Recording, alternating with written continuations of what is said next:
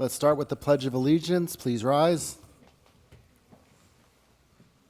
I pledge allegiance to the flag of the United States of America and to the republic for which it stands, one nation, under God, indivisible, with liberty and justice for all. Hey, Madam City Clerk, can you conduct the roll call, please? Councilmember Chow? Here. Councilmember Sinks? Yep. Councilmember Willie? Here. Vice Mayor Paul? Here. Mayor Scharf? Here. Okay, so there's been a little change in ceremonial matters from what's shown on the agenda. Due to advice from the city attorney, the item 1, the presentation by Cupertino High School seniors on what the youth would like to see in Vallco. Instead, we're going to have them do that during oral communications and not as a ceremonial matter. So we will move on to item 2, the certificates of recognition for the 2019 STEM winners from Cupertino who participated in the Santa Clara County 2019 Synopsis Championship. So we'll present the certificates. I think there's quite a few. How many are there? There's 92, Mr. Mayor. So 92. you may want to just... So we're not going to pass them out individually, but the students can come up and we'll recognize them and hand the certificates, and then they can be distributed by one of the students to the appropriate people. So I guess we can do that now then. So if the council will join me on the stage, and all the students that wish to come up can come up now. Don't be shy. That's sufficient.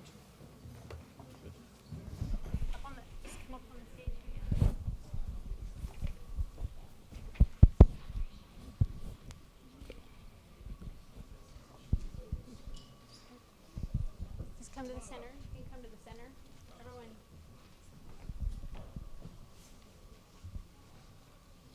Just head on into the center. Squish in.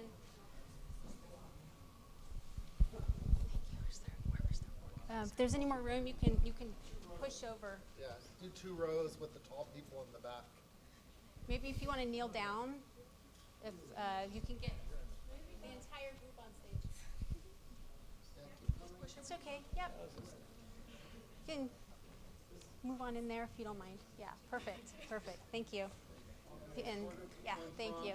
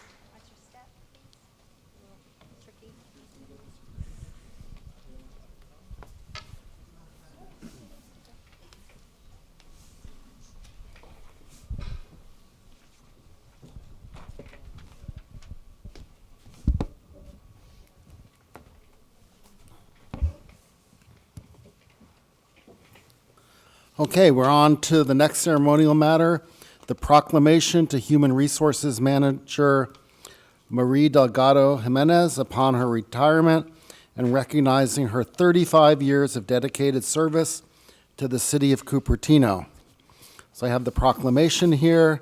Can Maria come forward, and can the rest of the council join me on the stage?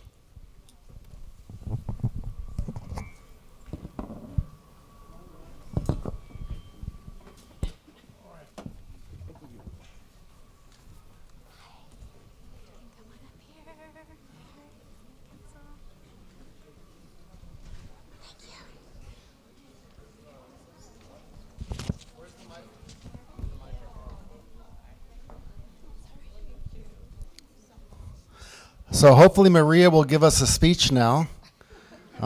You can have 3 minutes. I'll make it shorter than 3 minutes. Honorable Mayor and members of the City Council, it's been an honor to serve Cupertino. This is the best city, I think, in the Bay Area. And I've been so happy here the 35 years, and it just went by so quickly.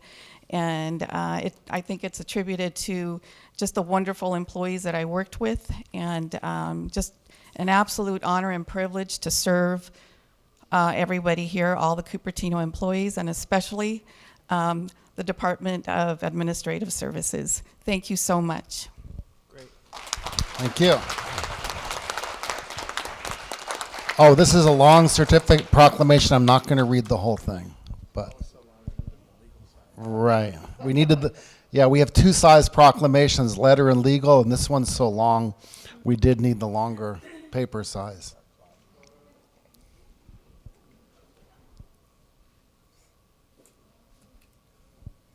Done? Okay, congratulations. Thank you so much. Enjoy your retirement.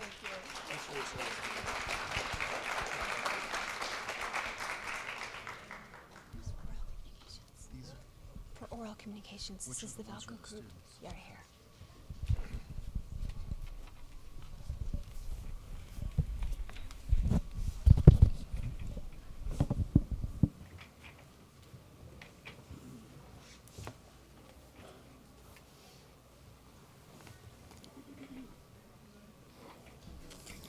Okay, Madam City Clerk, are there any postponements? There are no postponements, Mr. Mayor. Okay, we are on to oral communications. The first three speakers will be the teenagers from Cupertino High School. I can't read this. It looks like Hantina Kumar, Arabahi. I can't read their writing, it's very tiny, but you guys know who you are. And Saya Maharajan. So welcome.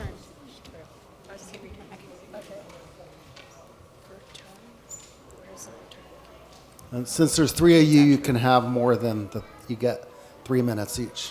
Okay, thank you. My name is Arbi Achanta. And my name is Haritha Kumar. And together we're from Cupertino High School, and this was our AP Government project where we had to develop a policy recommendation for a problem that we saw in our community. And a problem that we really wanted to approach was the Vallco redevelopment issue.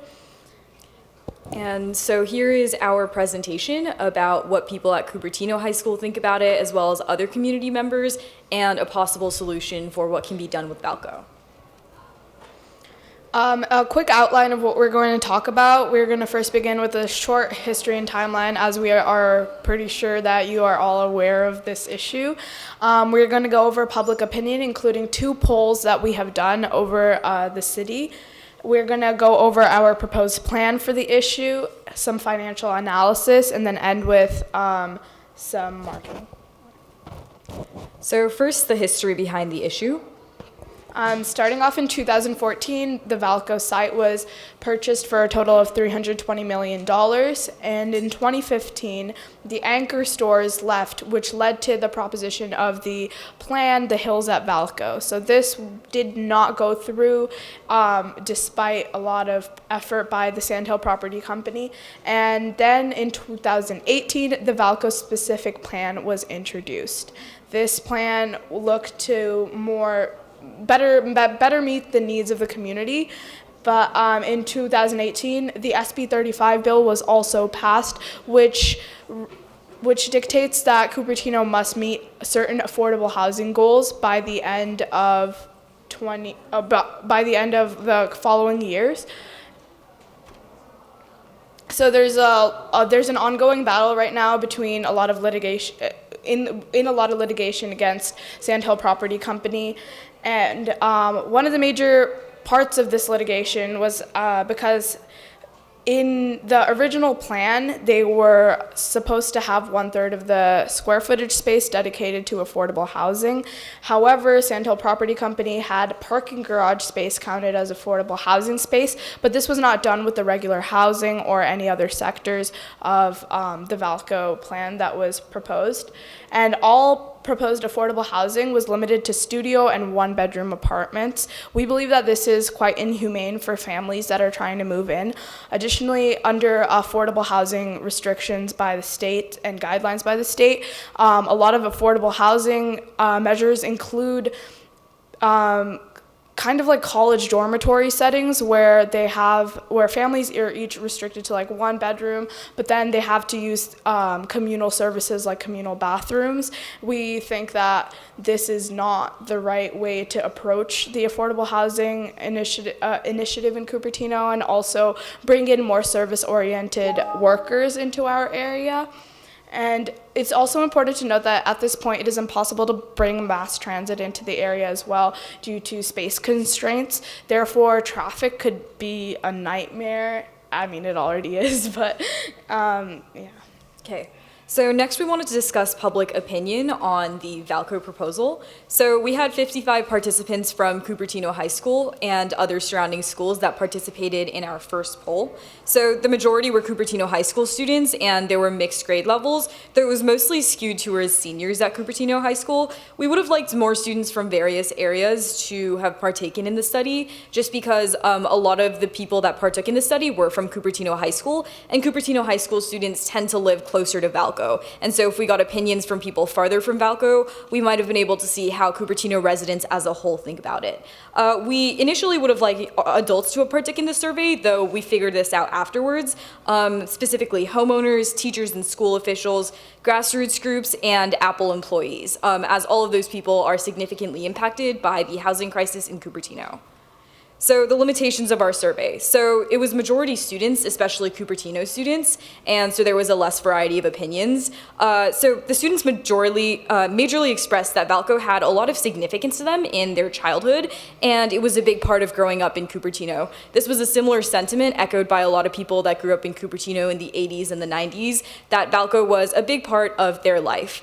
Certain people also have a vested interest in Vallco's development. So for example, homeowners who want to see that the prices of their homes stay similar, business owners in nearby locations that may be impacted by an influx of people, grassroots groups that want to keep Cupertino in certain ways or improve Cupertino in other ways, teachers and school officials who might be impacted by influxes of students, especially into Cupertino High School, and teachers that have to travel a long time to get to Cupertino High School, and Cupertino residents in general.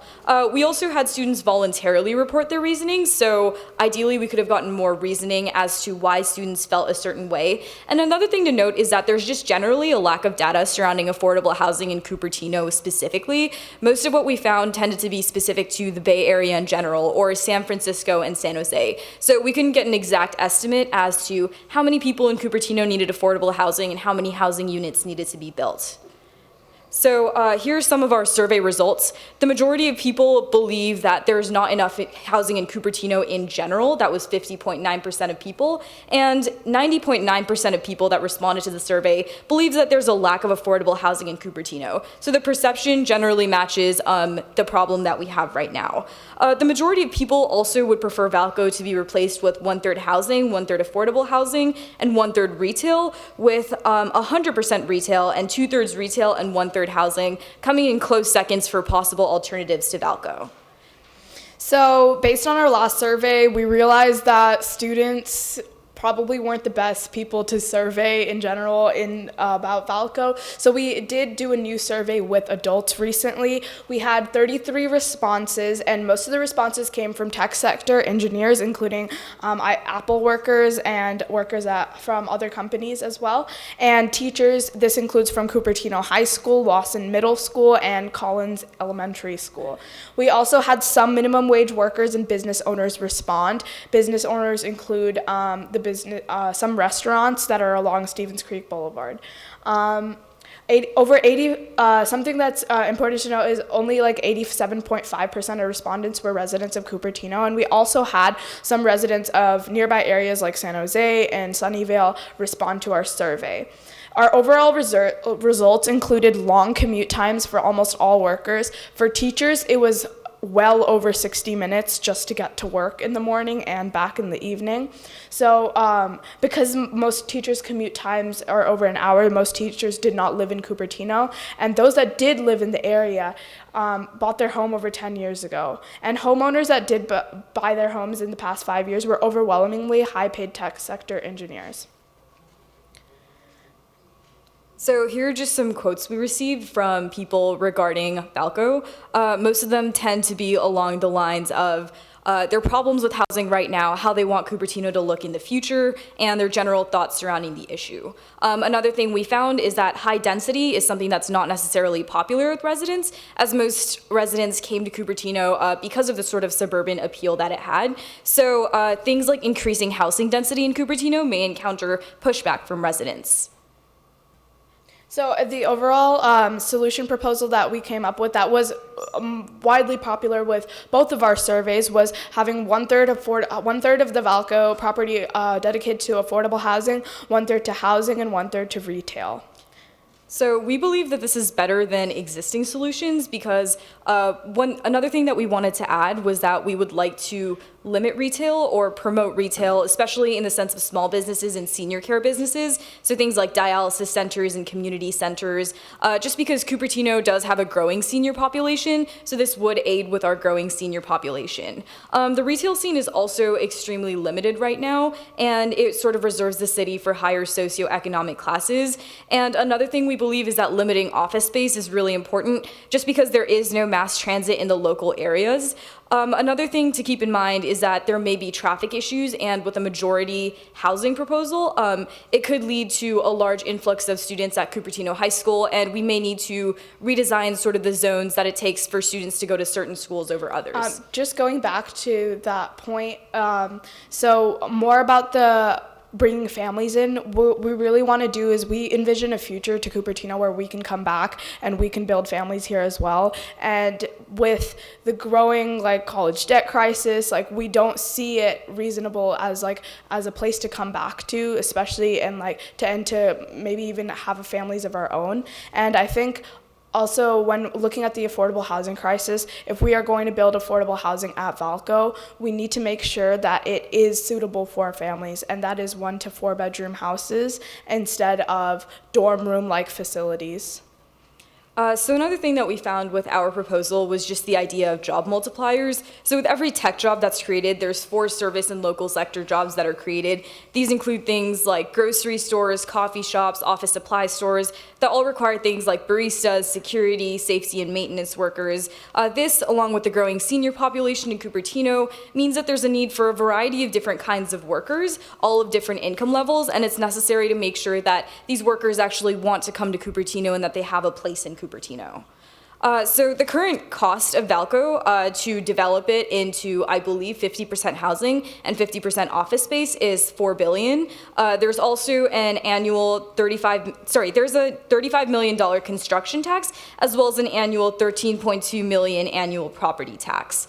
So the current proposal versus our proposal. So as we've mentioned, Sandhill wants 50% housing and I believe 50% office space or something similar.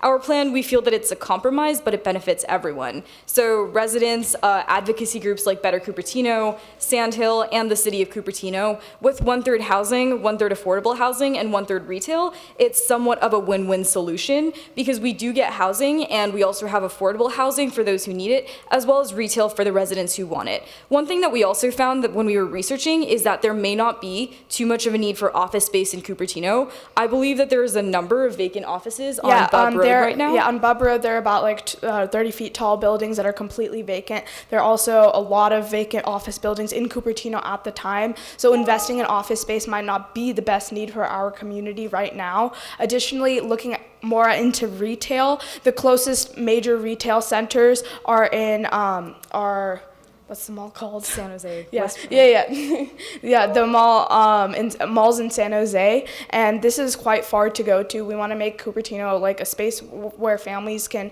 not only stay but enjoy their time, communicate with people. Okay, as so well. please finish up in the next 30 seconds or Okay. so. Okay. Yeah. Okay. We're done. That's actually it. So thank you. All right, great, thank you.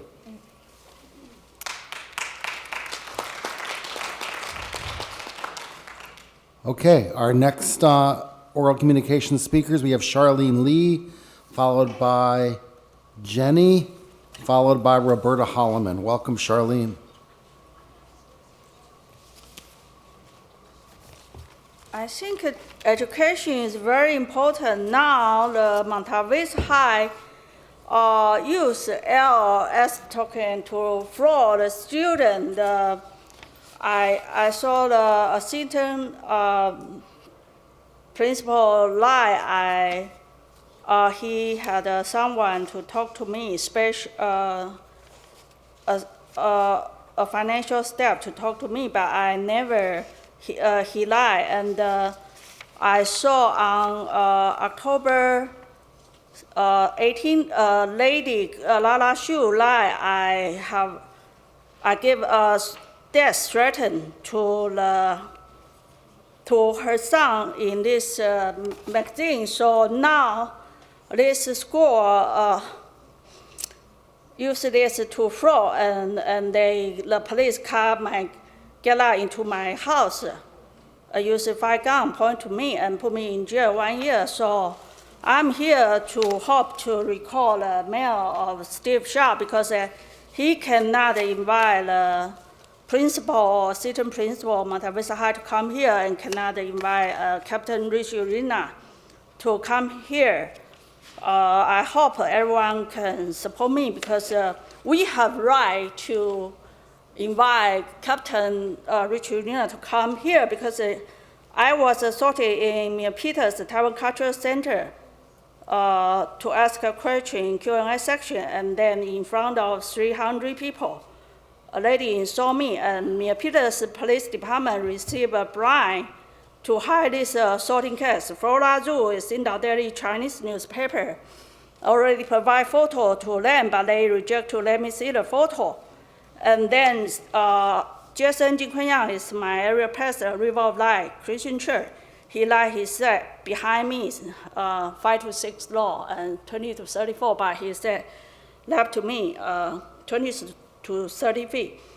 So the police kept a falsified police report, and now the Captain Richie Orana have police falsify 5 police report, and they keep arrest me for 4 times within 1 year, and then they have Monta Vista High assistant principal lie. I stood at the parking lot, but I never stood at the parking lot. I only stood at the front curbside of Monta Vista High. I do not trespass, but they lie I trespass on October 11, 2017. So we have right to recall Mayor of Steve Sharp, and I hope people can notice that we have right to put agenda, but I come here half year, they seems deaf our voice. So I hope Steve Sharp, why we cannot invite Captain Okay, Richard Nina to finish talk up, about you're it. out of time. Thank you. Next is Jenny, followed by Roberta Holloman, followed by Peggy Griffin and Danessa Tekmansky. Welcome, Jenny. Hello, Honorable Mayor and respected councils. And due to lack of resolution, and because we don't have a neutral person to evaluate the situation, currently the police officer, and he's also enforcer, which other city don't have that kind of situation, in charge of this matter, and team up with the city appointed attorney, and have excessive action on us. And for example, when we told the person we want to talk to the council member third party, within 1 day, the fine jump up to 5 figure instead of supposed to be $50, $100 per day. And also the one side of the process, when teaming up with this attorney, he had a default judgment on us, and when he was late, he put a sanction on us. And even we have all the proper court process, they decline all the effort. So basically, we feel we are objective and also being targeted because we are the financially needy people, and they're not talking to other type people. And this is the build-up structure in the backyard. And first time we were follow the rule by the real estate agent instructed to do with the county and the state, and we still torn down. And the second time, even more strict rule, and we were told what to do.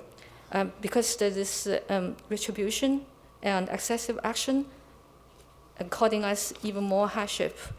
So we request this, we request to withdraw the sanction, withdraw the unnecessary abatement, unnecessary charge, and also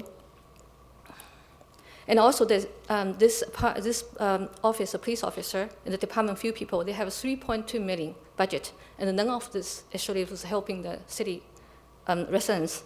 So we want you guys to look into this as well. And since the matter brought up, and no city employee have talked to us yet, so we need help on that as well. And anybody can help us, please call number 408-396-3640. Thank you. Okay, next is Roberta Holloman, followed by Peggy Griffin and Dineska Tekmensky together, and then Lisa Warren. Welcome, Roberta. Thank you. Good evening, Mayor Sharp, council members.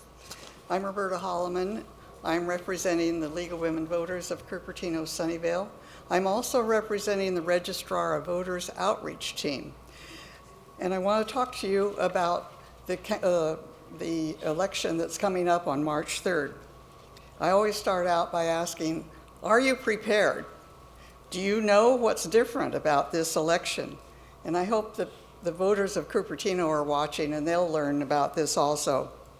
The county has adopted the Voters' Choice Act, a new model that will modernize elections by allowing voters to choose when, where, and how to vote. And the main theme of this whole thing is choice. There are 4 things you need to know.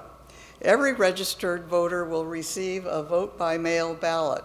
Whether you ask for it or not, you're going to receive it. Voters no longer need to opt in to get that ballot at home. You have a choice of ways to cast your ballot. First, if you've done this before, you can do the same thing, which is to cast your vote, put the ballot in the envelope. This year, the postage is paid, and mail it. Or you can take it and drop it in a drop box. Many of you saw the drop box in front of the library tonight. That's a second choice. And another choice is that you can go to a vote center and cast your ballot there. The new vote center model replaces the 849 local polling places with 110 vote centers. So you won't be able to go to your neighborhood, neighbor's garage, or the school library, or the firehouse to vote. Those won't be there. But there will be 110 vote centers, and you can go to any vote center. You don't have to go to the one that's closest to home. Voters will have more days to vote. Vote centers will be open up to 10 days before Election Day. And the last change you need to know about is same-day voting. Voters can conditionally register to vote at a vote center and cast a ballot that day. Thank you very much. Thank you. I'd also point out, if you've received your booklet from the Registrar of Voters with the list of places to drop off your ballot, there's some errors in there. There's no longer a box in the city clerk's office, and it said it was 24/7 in the city clerk's office. That's never been the case ever, but now it's not in the city clerk's office at all because we're keeping those. that door locked due to certain issues. But there are 2 drop-off boxes out in the plaza, one near City Hall and one near the library. Oh, I'd like to add that the 10 days before election include the weekend, right? So you can also vote on weekend for those who are working. Okay, next we have Peggy Griffin and Danessa Tekmansky and Lisa Warren. Welcome. Welcome, Peggy and Danessa. Danessa's giving me her time. If that's okay. I think she can Okay. say it better than I can. Hang on. Yeah, both of you just keep standing there. though. Okay. Okay. Mayor Scharf, council members and staff, and audience. The March 3rd, 2020 election ballot includes a bond measure and 2 parcel tax measures. To make an informed decision, it is critical that we, as voters and taxpayers, know the difference between a bond measure and a parcel tax, and how each affects our property taxes now and 20 years from now. School districts use parcel taxes and bond measures to get money for projects, programs, and services. They both affect our property taxes in different ways. A parcel is the smallest piece of land that you can buy or sell. A house, a condo, and an entire apartment complex are usually each one parcel. A parcel tax is a fixed amount of money for a fixed number of years, often 5 to 8 years, taxed to each parcel. So a house, a condo, and an apartment complex all pay the same amount each year. A business may be 1 or more parcels where each parcel tax pays the tax. Bonds are loans the school districts get from investors by selling bonds. They're similar to our home mortgages. The school district borrows the money from investors and promises to pay them back with interest. The money to pay back this debt comes from our property taxes. The taxpayers must pay back this money with interest over a period of usually 25 to 35 years. This means the borrowed money can all be spent in less than 10 years, but the taxpayers will continue to be paying off the debt for 25 to 35 years. The differences, I have them here. Can you see? Got it. Okay. A parcel tax, the amount you pay is fixed usually, whereas a bond, it's based on your assessed value, and that usually increases every year, so your bond amount will get increased. The number of years it lasts, a parcel tax is 5 to 8 years. A bond is 25 to 35 years. Exemptions. Usually a parcel tax, seniors and disabled are exempt. On a bond measure, everyone pays. There are no exemptions. How the money is used, parcel taxes are for programs, services, and salaries. So P for parcel, P for programs and people. Bond measure is construction related, so buildings.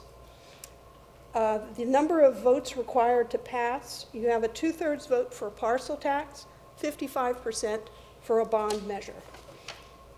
Currently, our 3 districts, Cupertino Union has 3 bond measures currently in progress, and I don't have all the dates yet, I'll have them in a couple days, but you can see 2041, 2030, we're still paying for all 3.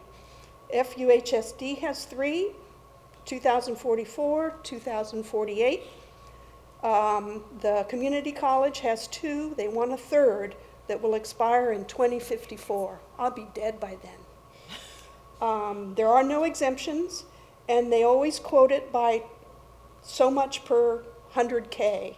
Well, a $1 million home, you'd multiply that number by 10. So 415, 479, 208. On parcel taxes, CUSD has 1 right now, so does Fremont Union, and the community college wants 1. CUSD wants another one, so there would be 2 concurrent parcel taxes running for an overlap period of 3 years. The 3 on the ballot are CUSD Measure O for a parcel tax. Foothill De Anza Community College parcel tax, Measure H, for $48 a year. And the bond measure, Measure G. They want $989 million. They don't have a plan for the money, and it expires in 2054. Oh, can you hold on for 1 second? Madam City Attorney, is it permissible to, She can take her public comment time to talk Okay. about items. okay, and you can tell, including lobbying for or against This isn't measures? the city's speech. Okay, This is all just right, hers. thank you. Continue. Okay. If you look at your ballot and you read the county lawyer's analysis for Measure G, it says may include but are not limited to, and they list things. If you go on the Community College District website for this Measure G, it says examples of projects, examples, but are not limited to the following, and they list all these things, but they don't commit to any of them. And the totals, if you do the minimum and the maximum, the range is $729 million to $926 million, but they're asking for $898 million. So how did they get this number? Please vote no on Measure G until they can come up with a firm plan for how they're going to spend their money. Thank you. Okay, thank you. Next, we will have Lisa Warren. Welcome, Lisa. Thank you. So I'm very grateful to Peggy for presenting the difference, because I think a lot of people don't know how parcel taxes and bond measures work and what the true impact is over the years. And I also want to echo her sentiment on how to vote. And for the very same reasons. I want to add that I attended most, if not all, of the Foothill De Anza board meetings with this on the subject, and presented a community survey to them where what they're doing or possibly proposing, but because we don't really know what they're proposing, did not match what the community was asking for, including a survey they sent out that I don't think they really evaluated and took into perspective correctly. And I was there to witness, and unfortunately those meetings are not recorded, so you can't go back and watch what happened. So I also would like to, in oral, would like to say that I believe it's important to consider, just in general, that the city has never agreed to accept a green roof or park as parkland for any development sites in the city. For approved project where a green roof is offered and on-the-ground parkland is deficient according to the requirements specified in the general plan and municipal code, the property owner must pay the parkland mitigation fee that was in effect at the time of the approval, regardless of whether they have a rooftop park, because it isn't truly a park as the way I read city documents. So that's all I've got for oral tonight. Thank you. Great, thank you. Okay, does anyone else want to speak on oral that did not submit a blue card? Okay, seeing no one, we will move on to reports by council and staff. These are only reports on committee assignments. So Rod, would you like to start?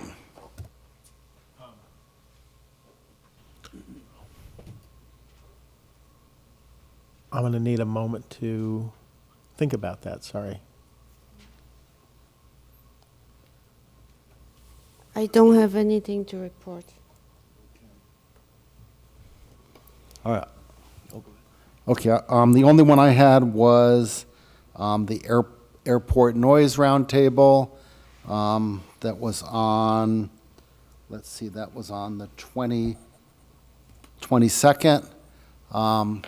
Nothing of note to report on that either. So we're governed by a joint powers authority for the Santa Clara County Library District, and I represent Cupertino on that board. It met on January 23rd, and the Santa Clara Library District also had its annual library forum this past Saturday on February 1st, and it's an excellent program. If you haven't been to it, I would highly recommend it. It gives you a great idea of how our library system operates in the county. Usually it happens in late January, early February. So this was the 17th annual one that they held. On the 23rd as well, the Silicon Valley Regional Interoperability Authority Board met. I represent a few cities on that board, including Cupertino. And the most notable news of note from that meeting is that our executive director, Denise Sellers, has announced her second retirement. This was actually her retirement, post-retirement gig for a bit. She's done an excellent job getting our radio tower system up for the county, and generally it's used by law enforcement as a reliable source of communications-based requirements. And so, and also for emergency purposes. In the next several months, we'll be searching out for a new executive director for the SVRA. Thanks. Okay, ready? I am, thank Go. you. Yeah, Okay. I appreciate it. I just wasn't there. This is a regionally appointed thing, but I'll talk about it a little bit. The Air District Board, 24 individuals, supervisors, and council members representing 9 counties in the Bay Area came to Cupertino last week for our first board meeting. Normally we meet at Beale Street in San Francisco. But as the incoming chair, the board met here, and so it was a good opportunity to show off Main Street Cupertino. Our meeting was in the hotel, and we had a very lively discussion about all the initiatives we have to improve air quality for human health and also decarbonize in the interest of climate.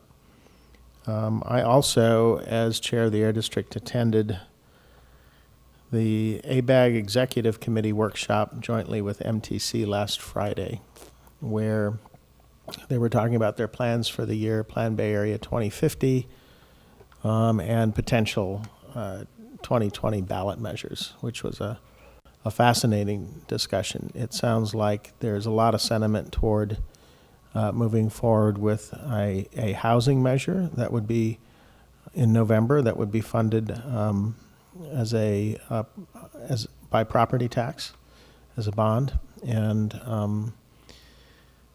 the Faster people seem to be somewhat discouraged, but they are still talking about perhaps now a joint measure where they would put some sales tax money. They were talking about 1%, as well as housing. But it was confusing because polling shows that both measures on the ballot together wouldn't pass.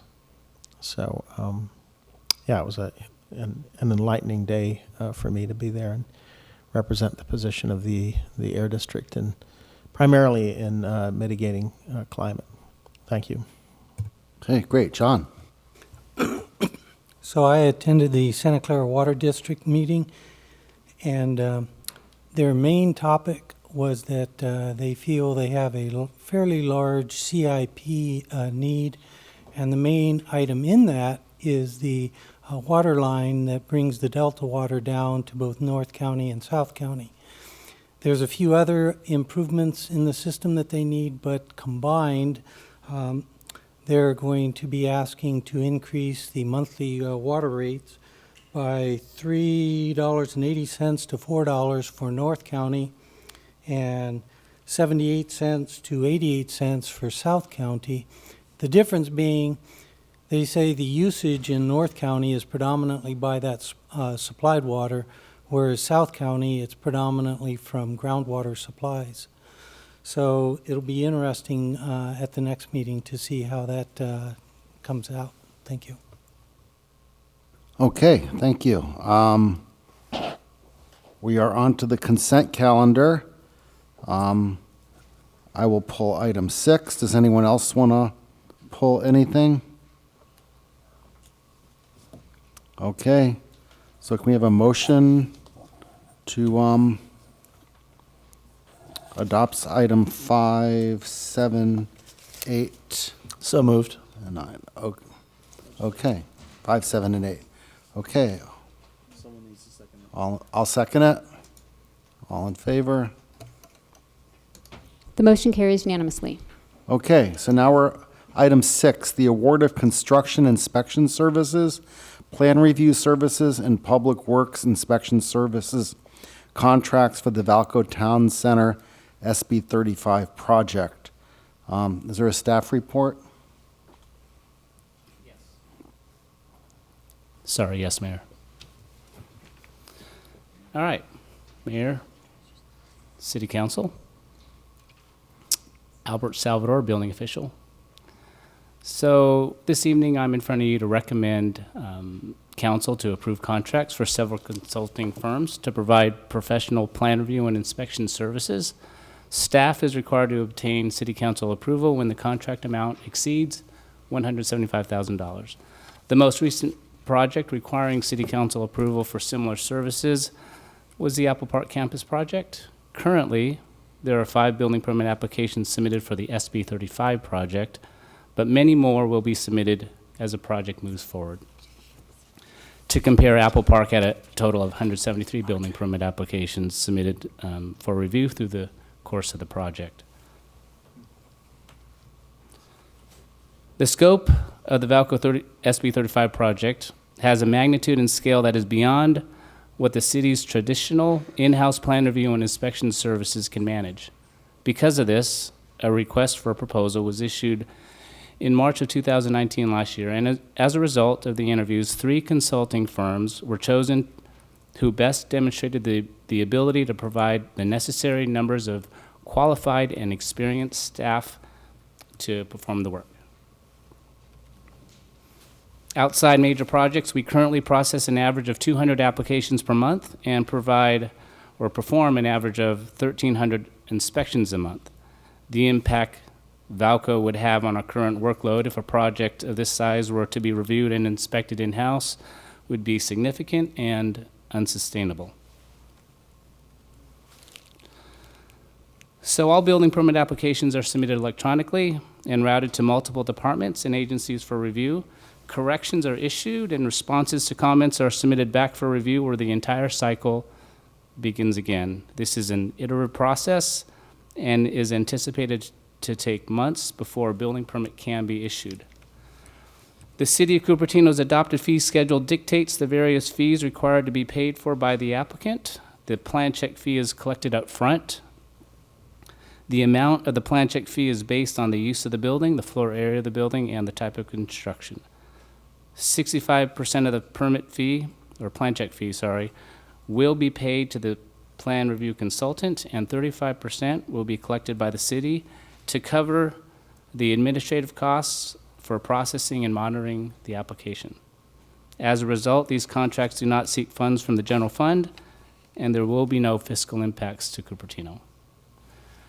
To address transparency to the process, periodic construction meetings will be held with the contractors. Periodic construction meetings will be held with the contractors, consultants, and the city. City staff will oversee day-to-day operations to build in efficiency and transparency to the process. A little bit about our consultants we selected. Four Leaf was unanimous decision during the RFP process. Their inspection team has the most depth in this arena, where they perform more than 400,000 inspections during the life of the Apple Campus project. Their document control and understanding of Cupertino's permitting requirements is paramount in handling a project of this size and complexity. CSG and ICC, CSG consultants and independent code consultants, will share the responsibility of plan review. CSG played a critical role in the plan review and document control of the Apple Park project, reviewing the majority of the buildings on site. They are very familiar with Cupertino's internal processes and have a very strong collaborative relationship with staff.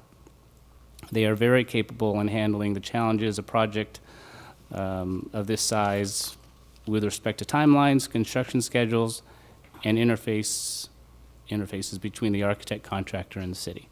Independent Code Consultants Incorporated has over 30 years of plan review, design, and construction experience. ICCI is comprised of a team of multidisciplined and experts in their specialized fields. ICC's personnel has collaborated with city staff for over 12 years and is familiar with city's processes and procedures. With that, I will open it up for questions. Okay, before we go to questions, let me do the two speaker cards here. Lisa Warren, followed by Jennifer Griffin. Welcome, Lisa. Thank you. So I'm very happy that this was pulled, but I actually think this item needs to be postponed. I don't dispute the need for the city to get help from outside people to review a project like this, Vallco or any other project like this. But now is not the time. The city is in litigation along with Sand Hill and Friends of Better Cupertino. That judge has not made a decision on whether this project was properly approved. That's one thing. So it seems like you're jumping the gun. I did notice that the contract or the agreement that I believe is written the same for everyone is dated beginning February 1st, which is already passed. So is that correct? Are they getting paid for 3 days where this hasn't even been approved? That's a question I have. I also have a question about the understood scope of work by the, all three groups, I believe, had the same language in their understanding and scope of services, which leads me to believe it came straight from something from the city, and I'm really worried if that's the case, because we have a summary of what's going down or going up. Approximately 431,000 square feet of retail, which we've been told all along is 400,000. Worse, more important, 1,981,000 over that amount of square feet of office, which we all thought we were limited to 1.8 million. That's over 100,000 more. And this one's very concerning, with 11 22-story mixed-use high-rise buildings and connected by a 30-acre green roof. Every time I count those buildings, there's 7 22-story buildings, not 11. So if there are 4 more 22-story buildings that have never been shown to the public or anyone else, that's really a problem.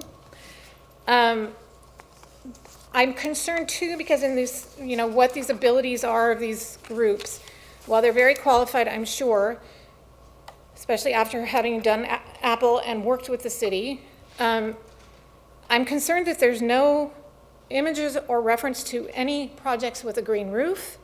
There's no reference really to landscaping, that they would be in charge of helping landscaping plans, which when you have a green roof, I don't know how you can leave out landscaping as a big component.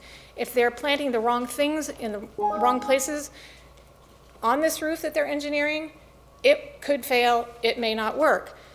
So I don't know how landscaping can be left out, and it seems to be left out. So for all those reasons, I don't think you can do anything about this tonight other than postpone it, unless you want to do the wrong thing. Can you put that back up there so that it can be commented on by the staff? Yeah, and then I also have Sand Hill's application where it describes what it is, and it's, again, it doesn't say the number of 22-story buildings, but we can all count them on the picture, multiple pictures. There are 7, not 11. Okay, yeah. Can the staff comment on these issues, the square feet of office and the square feet of retail? I don't know if the number of buildings in the picture is relevant to what. Oh, that's the only answer I really had, Mayor. Okay. We have 11 blocks out there. Yes, there are 11 buildings on each block, 7 of them being high-rise, and 4 of them being less than high-rise, around 70 feet high. As to the floor area. So there's not 11 22 stories? No. There's 11 buildings, 7 of them are high-rise. Okay. And 4 of them are mid-rise. Okay, so this is an error here then? Oh. Okay. I'll make that note. Okay, and on the square feet of office and square feet of retail? I mean, do you have any, it doesn't seem like the numbers match what? Mayor, City Council. Welcome, Ben. Ben Fu, Director of Community Development. That is correct. Lisa Warren is correct. These numbers have not been updated by the applicant, but which we will, of course, when we're ready to finalize the contract and the information, we'll of course update that. But it doesn't necessarily impact the service that they provide under the current contract that we're trying to negotiate with them. Okay.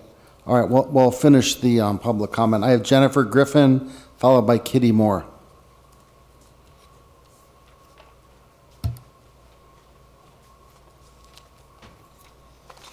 Good evening, City Council. Thank you, Scott. You know, it's like we don't have a governor, we have a Scott Wiener. Because of SB 35, this is what is going to happen to my poor dear city. Right now, there's an SB 35 lawsuit in Los Altos.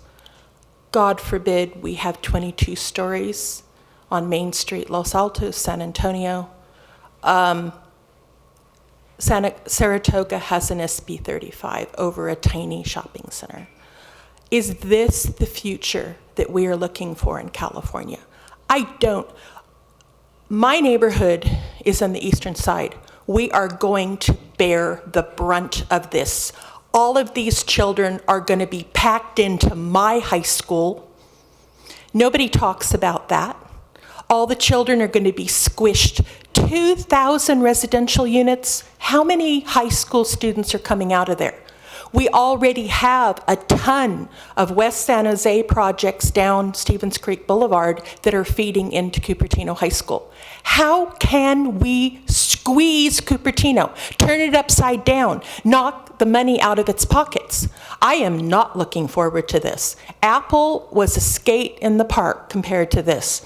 There are going to be nails up and down Stevens Creek Boulevard. I am very concerned about the safety of anything going over Wolf Road. If you guys weren't aware, that part that goes over Wolf actually collapsed in '77, if you weren't familiar with it. 22 stories in the middle of Cupertino. How laughable is that? And it is laughable. 2,000 people? 2,000. I don't even know. It's like, yes, boldly, where are we going with this? Are we going to have SB 35 lawsuits on every development site in every city in the county? That's where we're going. Well, I'm sorry. They're going to have to start talking about how they haul the dirt out. You don't put up 22 stories and not have underground parking garages. All that dirt is going to be thrown around on Stevens Creek Boulevard, on 280, on Wolf, all over Tantau, Lawrence. The traffic load, San Jose right now is building massive projects at each end of Saratoga Avenue, down at Stevens Creek and down at Saratoga Avenue. The traffic load there is staggering. Can you imagine what will happen to Stevens Creek and Wolf? Thank you, Scott Wiener. I really think that he needs to come down and stand in the middle of this and maybe move to Cupertino and get a condo on Stevens Creek Boulevard. Thank you. Okay, thank you, Jennifer. Last is Kitty Moore. Welcome, Kitty. Good evening, City Council. I'm representing myself only. I'm concerned ultimately because you are apparently going to be signing a contract, and I would like to make some corrections. The towers are between 22 and 24 stories. The retail is 400,000 square feet. The reason why these numbers do not match what you expected is because they double counted floor heights in how they used definitions to qualify for the 2/3 residential.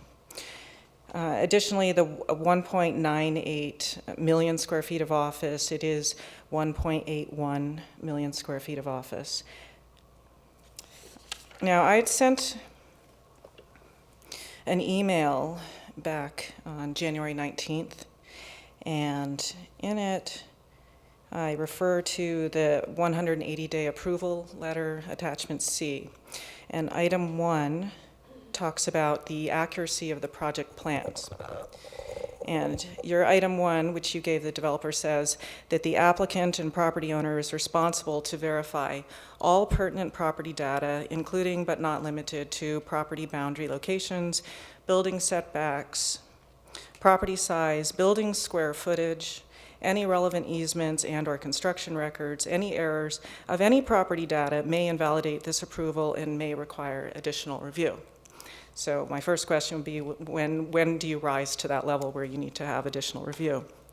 I assert that the plan set contains errors in floor height double counting, that the density bonus units were never labeled as required by the Cupertino Municipal Code, that the utility easements with multiple stakeholders have not been vacated and or relocated, that the roadway easements requiring a discretionary city council approval have not been vacated. The parkland dedication fee, which was earlier mentioned, I came up with $103 million, which needs to be paid. You also have a tree protection bond, item 33, of $250,000. Was that paid? And item 74, tentative subdivision map. Prior to the issuance of a building permit, the final subdivision map shall be recorded. However, City Council has discretionary approval authority, and I have brought that item up several times.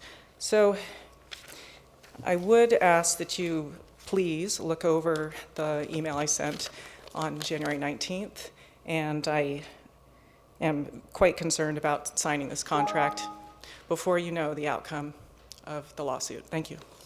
Okay, great. So we can, no more cards. We can bring it back to council for discussion. Rod, do you want to go first? Sure. So I was curious, I think you said that we had put out inquiries 9 months ago asking for bids. Is that correct? That's correct. Is it uncommon that something should take, this process should take 9 months? Did the applicant ask us to put it on hold or not It go is forward? uncommon. It is uncommon. Usually, So once, can you explain why it's been 9 months? well, we can't start the process until contracts are actually approved. So we selected our firms, and we are just waiting for a contract to be approved before we can start the work. Just All right, so what I was interested in was the 9 months that it took from, can you explain what we did with that 9 months? Well, the 9 months To is... this point, I mean. To this point? Well, yeah. the initial issuance of the RFP was in March. Okay. And we send it out, we advertise the RFP, and it takes about a couple months for people to respond and us and getting the applications in. I think the deadline for the applications was in April, and we have to review the applications and shortlist the consultants and set up the interviews. Mhm. We shortlisted 5 consultants, and the interviews were scheduled in May, I believe. And really, it's just really going through the selection process. And once we decided on the consultant, we really can't do anything until we have a contract so we can pay them. And so we really are just waiting for this contract to be approved. We have an application. Well, but this is the first time it's been to council, so between May and now, what happened?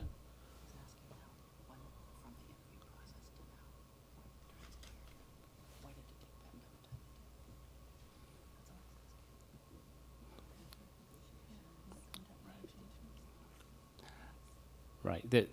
There is, I'm sorry, excuse me one second. Sure, yeah. I'm interested, right, in the process here and whether we've held this up or the applicant has held it up or what. Okay, sorry, Councilman Sinks. Really, it's a contract negotiation process to get to this point. Meaning although we got these back in May, we spent from May until now negotiating these contracts. Is that correct? That's correct. But there was no request of the applicant to hold this up, nor of, No. any staff request to hold this up. Is that No. correct? That's correct. It's just taken that long to bring to our attention. Correct. Has the applicant expressed any frustration with the length of this process? Certainly, there's always inquiries on when this application is going to be approved. Absolutely. Okay. Thank you. Councilmember Hi. Chow. So you mentioned how many permits are there outstanding that the city needs to process right now? Right now, outstanding, there's 5 applications that's been submitted. The main shell and core was submitted in December 2018. And so really, I just want to be clear, reviewing the project should not be construed as approving the project. We really just have to start the review process. You know, when you ask me the actual floor areas of the buildings, we actually haven't had a chance to review the plans in detail yet. I certainly will have all these answers for you, but currently there's 5 applications in review, and yes, that's it. So without signing this contract, the city staff will have to handle this many reviews, and we don't have staff time to do that.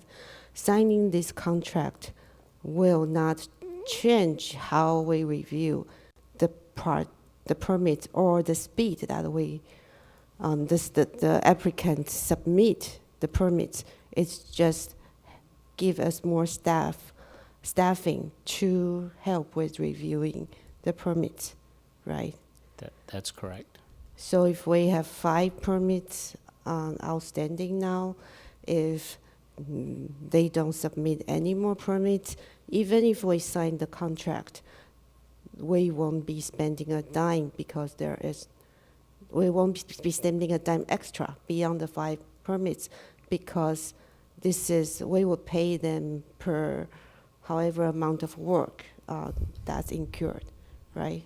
So we won't be paying, like, for example, 3 days since the contract signed in February 1st. We don't pay him per day. We pay him one bulk percentage of the fees that we're taking in, and the task to review the project is based on those on that percentage, right? So it's actual work. Right. Correct. And I guess the progress or the pace of work is really determined by the applicant, how soon they want to submit a permit application. And whenever they submit, we are obligated to process. That's correct. There is a state code that when we receive an application, we have the duty to actually process the application. And do we have a time limit to process? Well, it's very vague, and I can pull up that code section.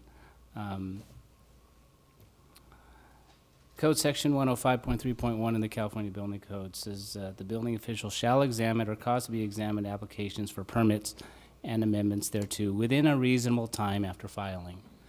So they filed December 2018. So the question would be, what is a reasonable time?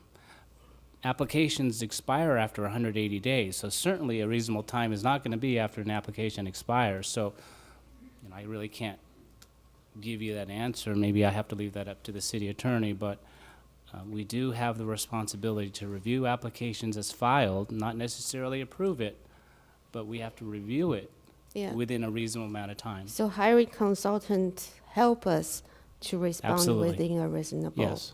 time. Okay. And you mentioned that you were negotiating contract since May. So what kind of terms are you negotiating with the consultants? The Well, price? The price is fixed by the building permit fee, right? It is fixed, but at the time we didn't know we were going to go with a fixed fee. At the time we could have went time and materials, we could have went hourly, we ended up, after the negotiation, agreeing on the 65-35% rate, which is industry standard. So you negotiated the percentage that administration cost for the city. Correct. I remember it was 10% for Apple project. we get only 10% on top of the consultant cost. So for this, we have either 35% or 25%, right? Correct. So that's what you were negotiating. Yes. So yeah, I have more questions, but then I'll let other people ask first.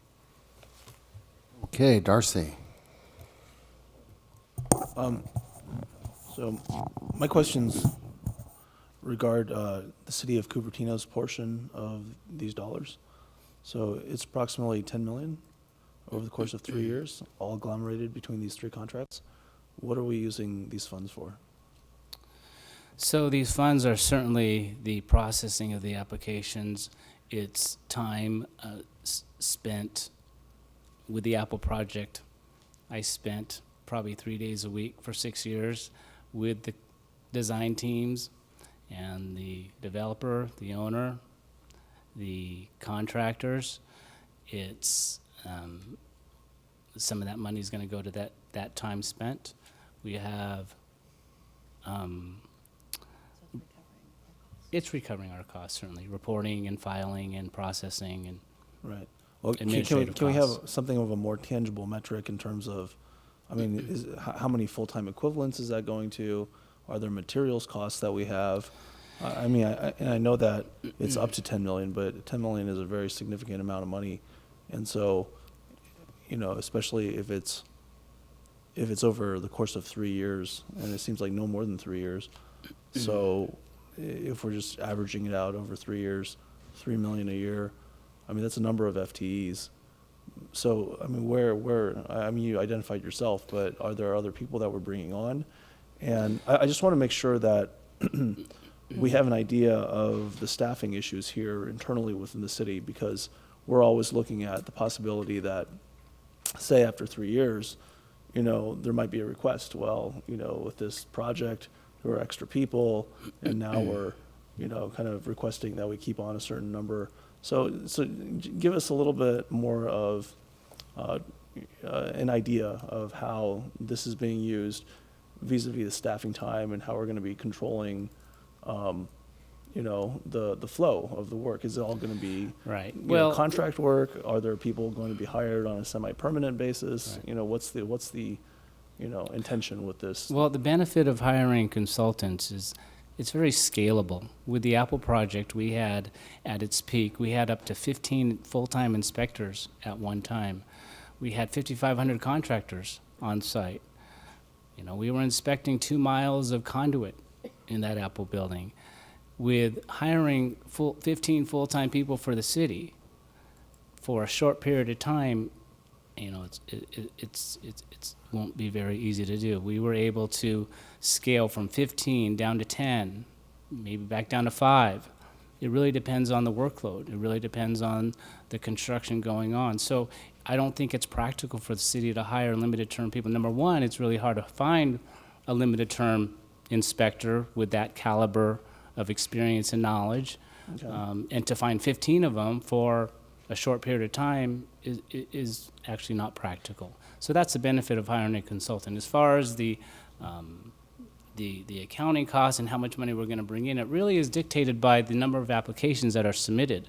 As I mentioned, Apple Park submitted 173 applications with shop drawings and deferred submittals and trusses and engineers. So this number is a not-to-exceed number. We really don't know the actual number, amount that we're going to take in until the actual applications come in. Initially, for the core and shell, Sandhill paid $1.5 million for plan review fee. That is just sitting here, and the application's sitting in the queue. And, you know, it might be a 3, 4, 5 year project. So I can't, it's hard to anticipate how many applications will be submitted after that. Okay, let me get about this a somewhat different way. Okay. So in the past, we've had some issues with funding and construction in particular, and trying to make sure that there's integrity within our funding system. I'd like to give the public some transparency with regard to what if we have $10 million here, where is that money going? how is it going to be accounted for?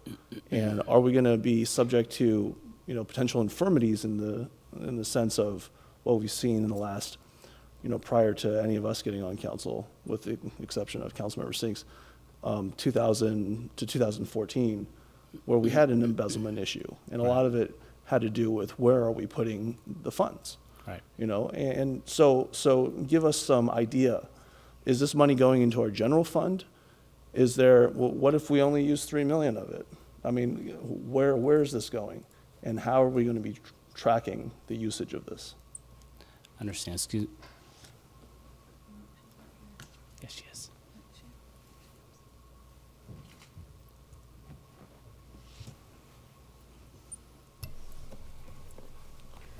Good evening, Mayor, City Council members. Christina Alfaro, Director of Administrative Services. The money would come into the general fund. It's going to come in as a fee, which is a little different to how the dollars came in from Apple. For Apple, there was a large deposit that was put down that we would draw upon.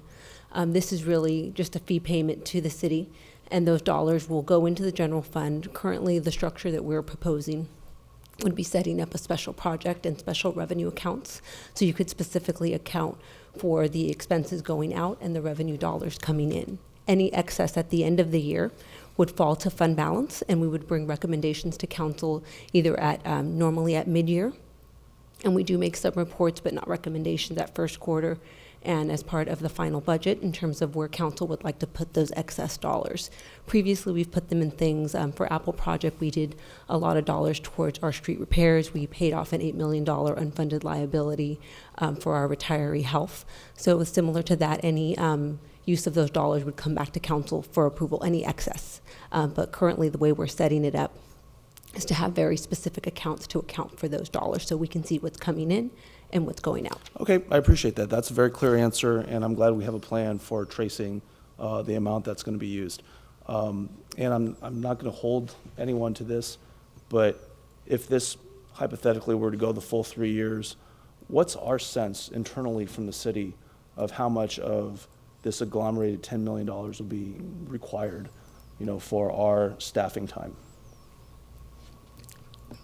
Probably be difficult to get a clearer picture. There's certain staff costs, so we have salaried individuals that no matter really how many hours they work, our costs are pretty much fixed in what we pay those individuals. We have some hourly individuals where it could fluctuate in terms of overtime costs that could occur over that time frame. But when the fees are developed, and a few years ago, we did have a consultant matrix come in and do a fee study to ensure we were charging the appropriate level of fees. That's built in and takes into account any overhead costs related to, let's say, city attorney, city manager, staff time, my staff time for accounting. All of that's built into that fee. Generally, the way that's supposed to work is it's supposed to net out over, maybe not over the first years, but as the project goes on, we're supposed to be able to recoup the cost of those fees through staff time or other contracts, so that there should be minimally kind of dollars left over if we have our fee structure set up appropriately. Okay.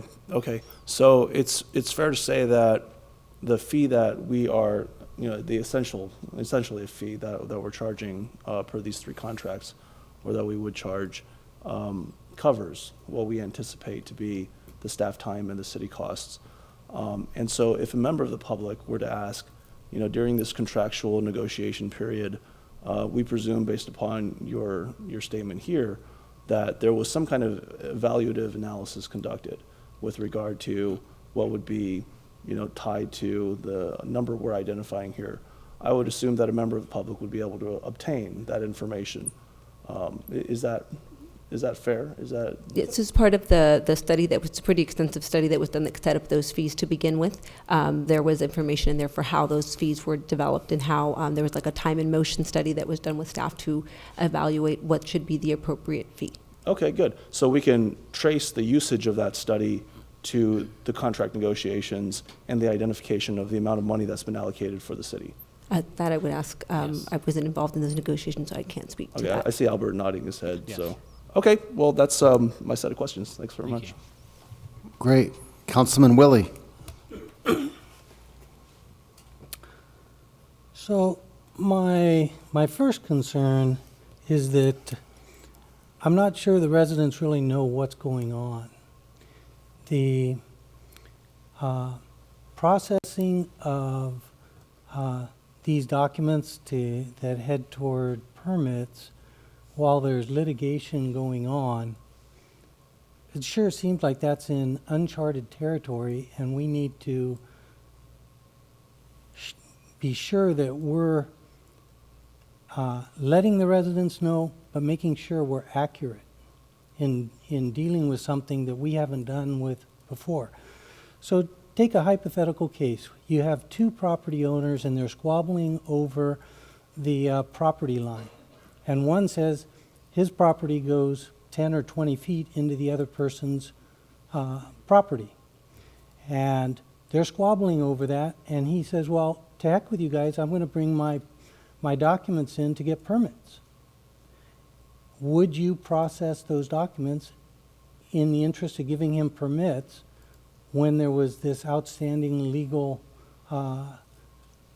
case going on? Or would you sit there and say, we can't proceed until we know what the actual boundaries are, or whatever the case is?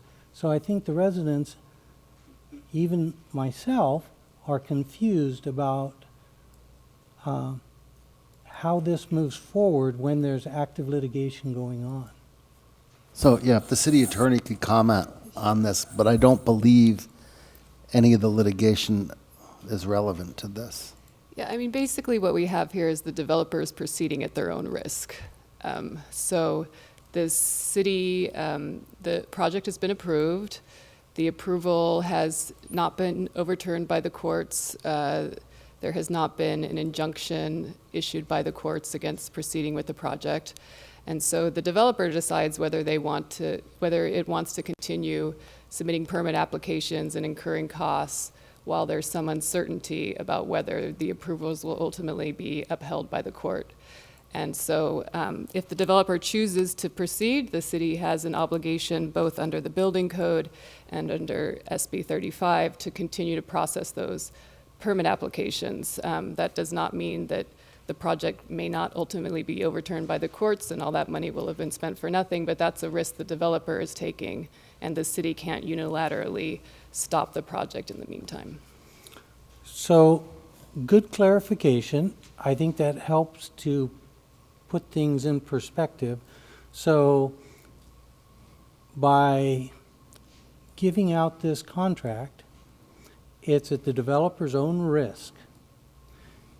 We in no way bear any financial risk to us that if the project is overturned, the money has been spent on the permitting process for buildings that are not approved. That's his loss.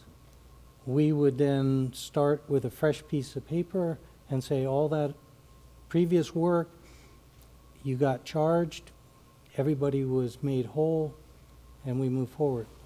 That's correct. Okay.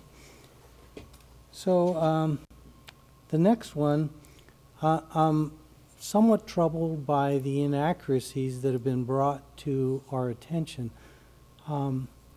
This is a huge project for the city, and yet on the first instance where we're being asked to approve things, there's inaccuracies. Are those inaccuracies that the residents found in the documents that we're approving? Those inaccuracies were actually a proposal from one of our consultants, and when they wrote that proposal, a lot of these plans weren't very developed, as you know, as probably at the time that they actually wrote the proposal.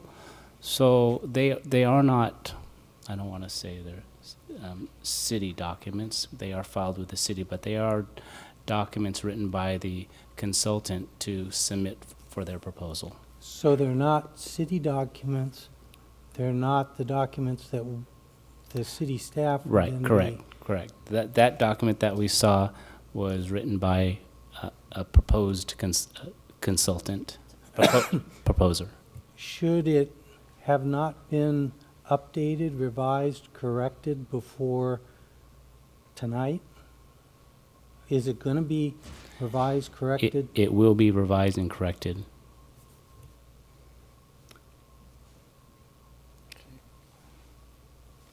So I'm still troubled by that. I mean, I really think we need to make sure that everything is very accurate, that we move very careful, make sure that there are no errors. Yeah. So the next item, transparency, in the sense that this is going to be a huge part of this community and how it plays out.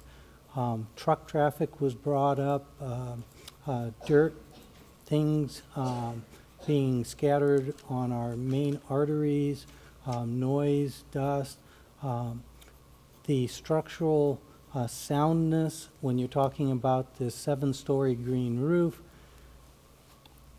How well is this going to be transparent to the residents so that it's not just they get to see it when it's all done? Are they going to get to see the documents that pertain to construction, documents that pertain to structural integrity? I mean, again, this is something that is foreign to our community, and if it's not done right, the residents are going to be left with it and experience it. How well is it going to be transparent? What is going to be available for the engineers in the community to come and look at it and see if they can see things that they're concerned about? Understand, this is just the beginning of the plan review process. These plans will be routed to each and every department that has jurisdiction over the review, which includes public works, planning, building, fire, sanitary, health. We all have our different requirements, and we all have our different expertise, and all our plan review comments that are generated will be public record. And I think that should address your comments. So it sounded like you said your comments and everything are public record, but are all the documents and different things like truck traffic, road cleaning, all that stuff, is that all going to be available to residents if they want to come? I mean, the residents that live right next to the site have already been, at least from their interpretation, impacted by the dust, the dirt, and things of that nature. Are they able to come and actually see that the street sweeper has to come every other hour with a water truck behind it to kill the dust and pick it up and get it off the road? How will they know that these rules are being adhered to? So with the Apple project, there were requirements. They actually had up to 7 water trucks on the roads, and it was a pretty messy project for a while there when grading was going on. And yes, we do have complaints from the neighbors. So it really is our responsibility as the inspectors, and as compliance inspectors, to make sure that they comply with all the conditions of approvals of the project. Certainly we're going to be hearing from it if we don't, but we certainly will try our best to ensure that all the conditions of approval of the project will be complied with. And those conditions are publicly available. So once the that's the permits main are question. issued, that people can see what they are. Yeah, and so I'm kind of taking one, as an example, the street sweeping and keeping the dust down with water trucks. If they feel that it's not being done right and they come in, are they going to be able to see how many trucks, how often are the trucks, and are they going to be able to see that, or is there just somebody at the counter saying everything is per plan? All the conditions of approval will be public record and posted on our website. Okay. The last one, and probably the most important one then, so we're supposed to render a decision tonight, yes or no. And what are the ramifications if, based on the things that we have concerns about, we were to say this needs to be completed in terms of all the details and stuff before we were to say we approve? Are the ramifications such that we're in a corner? Could you clarify what details you're talking about would be completed? Accuracy of the documents, completeness of the documents, seeing more of the documents that are actually going to be signed. I mean, we've got our statement here, you know, the not to exceed 1.15 million, contract not to exceed 7.4 million. I mean, if you're concerned about the document previously shown, it was a proposer's document, doesn't mean that the finalized contract depicts that, right? So just because someone proposes something doesn't mean you just lift all of those numbers, for example, that have a difference between what you understand to be the SB 35 project and what they were writing there become part of the contract. So it would just get finalized accurately. That just happens to be someone's proposal document. Hold on, I'm sorry. May I? Oh, sure. So I just, okay. So with regard to that, that's the page that was put up from the resident actually is part of the document, and it's referenced because the four-leaf contract references an Exhibit A, and so it's actually the cover letter from four-leaf to Albert. So I mean, I just want to be accurate about what we're. It is a right. proposal document. It does get taken in as part of the final contract, but Right. you'll say it much better. Right, and I just want to be. Sorry about that. I just want to make sure that we're, representing Yes. this accurately. Yep. All right, okay, sorry. That's it. I think the important part is, as Ben said before, it is, doesn't impair the kind of work we're trying to do on these contracts.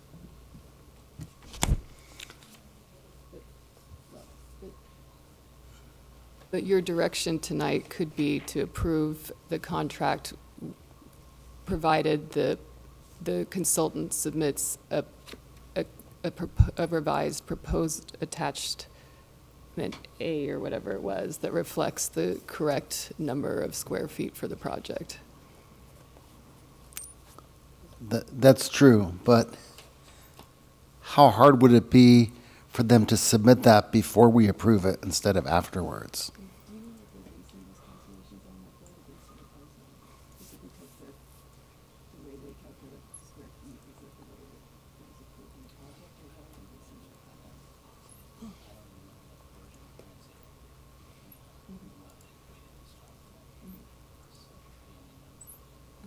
I mean, this has taken so long already. I mean, to correct it and bring it back in 2 weeks, is that an issue? We can amend the attachment right now. We can bring Right, but we that don't have document I don't know and if we have strike all it the out. data to amend it properly right now. It would. Go, Darcy. I mean, amending the attachment, it's a cover letter, right, from Four Leaf to Albert. Yes. So, I mean, it's signed by Four Leaf. So, I mean, I don't think, well, I'm just, all right. I'm not going to interject. I just want us to be accurate with regard to what we're representing here. So, question in terms of timing. The city approved does have the usually for other projects like for Veranda or the Hyatt House, the city process the permits for the inspection services or plan review, right? So the Correct. city, We did those projects in-house. so the city Veranda. could continue to process the 5 outstanding permits with or without this contract tonight. I guess in my presentation, I mentioned that because of the size, scope, magnitude, and scale of this project, and given the current workload that we have within the city, we don't have the capacity to review this project Right and still now. maintain the current expectations of our citizens to get the other projects done. But the scope that we are seeing tonight is for 3 years. What I've seen actually for the Apple project and Main Street project, we had the consultant agreement that seems to be narrower. It seems to be phased out. We don't, because I remember I saw like an agreement for Apple project that's only for the theater. So we hire consultant just for the theater part. And Main Street, we hire consultant for another small portion. So why do we have to go ahead and do this whole project right now when we have only 5 permits at hand? Why can't we narrow the scope, do as needed? Unless, are they going to pay us the $20 million upfront for the entire building permit? Or are they going to pay us small amount anyway? It's a loaded question, but so applications are really based on applicants' desire, how they want to submit the project. With Apple's case, we had the theater, we had the visitor center, there was the main building, of course, and the parking structures, and the fitness center. There were actually different designers and design teams for each of those buildings, so that's why they submitted separate packages, and so we processed them separately. In Sandhill's case, they actually submitted the entire core and shell of the 11 buildings in one application. So it's not that the city dictates that, it's dictated by the applicant how they submit the application. I forgot the rest of your question. Okay. Payment, are they going to pay us 22 million permit fees up front? No, so that's Or a not it to will exceed be number. piece They by actually piece? they actually pay per application that they submit. So if they submit a small package, they will pay a small fee. If they submit a larger package, it's based on floor area, type of construction, and use, as we mentioned, is what the adopted fee schedule dictates. So the thing is, if we don't go out hire consultant, it will just be slower for the city to approve these. But the city staff does have the capability to still process. We do not have the capability of reviewing a large project like that. Okay. Okay. Just to the question of how the money works. If, let's say at some point they say, oh no, we've got a different project now, we want to suspend this SB 35 process, do we have the right then to discontinue these contracts under the plan set that was approved? How does that work? I mean, we're not on the hook for these contracts in the event the project is halted for whatever means, right? A court judgment or anything else? Okay. So once the project is in plan review, once the plan review was started, Yeah. that fee is already gone. They cannot get that back. Okay. Did that answer your question? So that's actually quite material. Plan review is, according to this, CSG is 1.15 and independent code consulting 13.5. So that's the not to exceed number. The okay. The actual number is Gonna the be fee that they paid for the application and based on the scope. So Okay. currently the scope is that was submitted in December 2018 was about $1.58 million. So if that plan review was That they've already started- paid. that they already paid. Okay. That's in the funds right now. That was December of 2018? No, they didn't pay the fee. They submitted the project in December 2018. They Okay. paid the fee a little bit later than that. So And now we're 14 months later. well, yes. So once we start that plan review, Yeah. that fee is gone. Okay.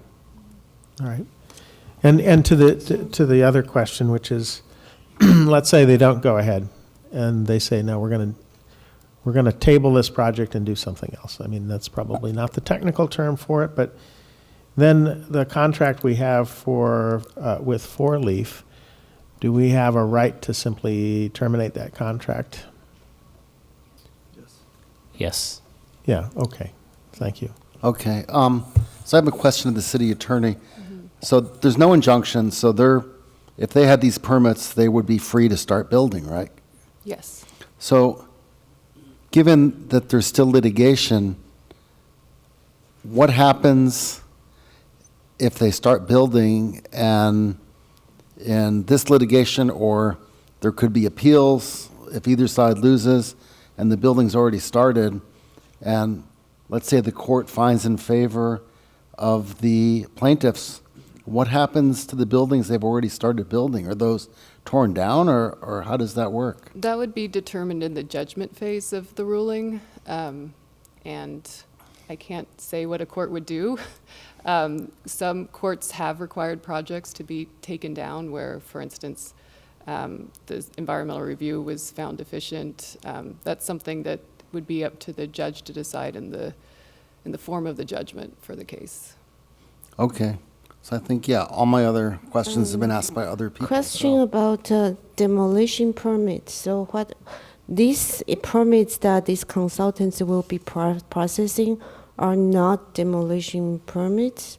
Are they just That's for correct. new project? No, these are for new projects. The demolition applications were reviewed in-house and all, yeah, they So were the reviewed city will in-house. still do that. How about environmental permits for like the underground digging up all the dirt? Those will still be processed by the city? Yes. Okay, so these are just for new construction that will be put on the site. Correct. Okay, that's good to know. And then in terms of transparency, I think I mentioned to you, I think I wish that we will achieve the same transparency on processing this permit, either assuming we had a huge city staff that can handle such big project, that they are all, then versus a consultant company, the transparency and the accountability, we cannot sacrifice on that. If we had city staff processing Veranda project, for example, we would have access to all the communications between the city staff and the project applicant. All the work documents, they would all be on the city property. And what's the case for the consultant? Yes, as we did with the Apple project, we will hold periodic meetings. I will meet with the developers and the contractors, design engineers, architects, and all those meeting minutes will be public record. But then any communication between the consultants and the project applicants will not be public records. Right. Any communication between our consultants and the design team and developers, as we mentioned, I think I mentioned it, I will require them to CC the city, so it'll make them public record. So this will be an additional requirement that's not currently covered in the agreement, right? Correct. And I think the agreement also has a part that specifies what would be the city's property. And that should include any product, memorandum, study, report, map, plan, drawing, specification, data, record, document, or any information or work in any medium prepared by the consultant under this agreement will be the exclusive property of the city upon completion of the work to be performed hereunder upon termination of the agreement. So for example, for the Apple project, I think we have similar sentence in that agreement there. So a lot of these work products should be city property. But unless we request it from the consultants, they are not actually city property. No, that's not true. The review is all electronic, and anything submitted to us and anything approved by our consultant will be in our system, and that is public record. And you are talking about final approved project. Yes. But I believe this is talking about, this paragraph is talking about any work product, any draft negotiation intermediate work product. And in fact, that this paragraph under property right, section 7.1, last sentence says, in any case, no work product shall be shown to a third party without prior written approval by the city. So the third party is anyone besides the consultant and the city. That means there should be a written approval by the city if the consultant wants to share anything with the project applicant. So is that what's done for the Apple project? Sorry. You, Councilmember Chow, we had talked about amending some of this language to require work product provided to the city more often, given how long this contract is for. Would you like me to put that up on the screen to show? Yes, could you please put the amendment? It's great. I like that we are specifying what these are city property. I would like to point it out and make sure that this is enforceable, and so that improve transparency. So it's as if we have the similar transparency, whether it's consultants doing the work or the city staff doing the work. And do you also want to pull up page 27 of the four-leaf contract? Talks about their document control. So this just provides that any records prepared in connection with the contract would have to be provided to the city. And in here we've said every 6 months. The building official and I spoke, and he thought that that was a reasonable amount of time, where in other types of projects you would have the work done within that amount of time. And so this would require them to provide the records created under the project to the city. And I'd also point out that so we can make this amendment if the council wishes to the contracts. And the proposal for Four Leaf also has this section on page 27 about document control that explains that they set up a plan review portal that has all the job information and tracks the reviews, and that's open for inspection by the client. So part of the proposal that's being made here in the contract is to have an open tracking system that they use that the city can review and inspect and keep those records as well. Yeah, so this makes sure that the city property resides with the city. So thank you. So this would make sure that the city property resides with the city. Right. Submit without the city. The city or the public doesn't have to request it. Right. So we can make those amendments. Yeah. Okay, good. Council wishes.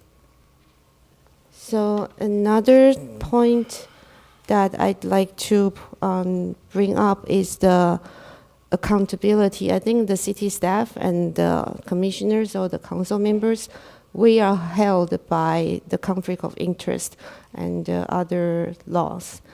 And I actually find out that the agreement does include a section on that the consultant should follow the same standard as the city, the council members and the city staff, like receiving of gifts. Where is that section? But I'm just curious, how are we going to enforce that? So all the contractors and subcontractors follow the common practice city staff and council members do have to follow.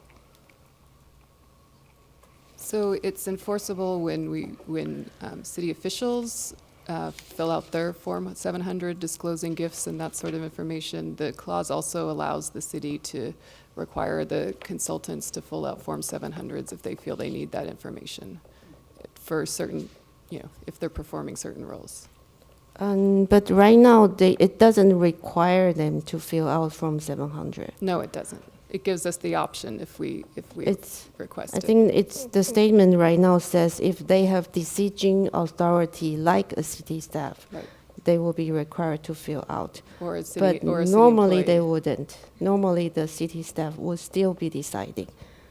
Yes. Consultants will just help prepare And the it goes beyond documents, right? decision-making authority. There's also, if they're acting in certain manners defined in ways, then we can ask them to file a Form 700. So the idea is that we aren't requiring more than is already required of city staff or officials. And I think But one we of would the hold them to the same standard. Yeah, so one of the sentence is like gifts. So I think gifts applies to not only gifts. It could be lunch, dinner, cocktail, or tickets to sports events. So these are all what kind of current standard that And I people would have to just say follow. that information's posted on the city's webpage. It's the same stamp conflicts of interest, like gift standards that we have now. And I don't know if we need to So get into that how detail do though. we ensure consultants and their subcontractors will follow this standard so they are accountable? Right, and so that's why we have the clause in there that we can ask them for the Form 700 to report the same manner as. But we are not going to ask every one of them to fill out Form 700, right? We haven't made that decision yet. It says may in there. And so we haven't gone through yet and seen like which individual on the consultant we would require if we feel like it's necessary. That would be subsequent to filling out the contract. Councilmember Paul, did you have a question? Yeah, I have a follow-up question with regard to one of Councilmember Chow's questions. So the question she had asked was, is the developer going to be paying the entirety of these fees up front to the city? And I mean, that's understandably, answered in the negative. Can we get a schedule of payments from the developer? Because what we don't have is, on behalf of council and the public, an idea of how the city is going to be receiving the fees from the developer. You had mentioned that at the end of 2018 or shortly thereafter, we had received $1 million and something for a certain number of fees that go up to this point. So what is the mechanism for the developer to pay the city? I'm assuming it's not on an as invoiced basis from these three consultants. I'm assuming that we're going to be receiving the payment prior to us getting billed. So what is that schedule? I think that's particularly important, of course, because we are now being asked to sign a contract with these three consultants for some total of $22 million, but we don't actually have within these materials a sense of when we'll be receiving these funds. Right. So with the Apple project, it was time and materials, and we were billed monthly. But with the Vallco project, it's a little different formula where we would just pay percentage.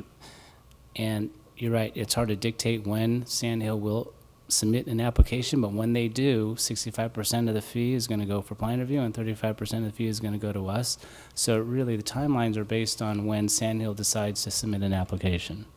So I would like to ask one question about this. The applicant and the project, is it Vallco or is it Sandhill?